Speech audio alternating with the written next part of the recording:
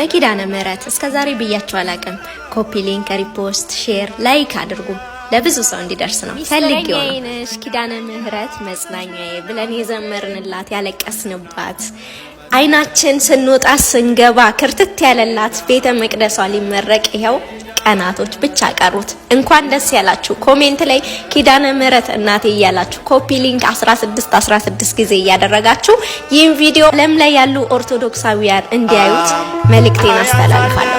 ታዲያ ቀኑን መቼም አልነግራችሁም። ግንቦት 15 እና 16 እንደሆነ ሁላችንም እናውቃለን። የምንጠብቀው በእለቱ ግቢዋን በምእመን ሞልተን መገኘት ብቻ ነው። ቅዱስ ፓትርያርኩ፣ ሊቃነ ጳጳሳት፣ ዘማሪያን፣ የገዳማት የአድባራት አስተዳዳሪዎች በፍጹም አይቀሩም። ታዲያ ከናንተ የሚጠበቀው ነጭ ለብሳችሁ እንደ ከዋክብት አብረታችሁ በቦታው በመገኘት ነው። የእናታችን የቅድስት ኪዳነ ምህረት ምልጃዋ ጸሎቷ በየቤታችን ውስጥ ገብቷል።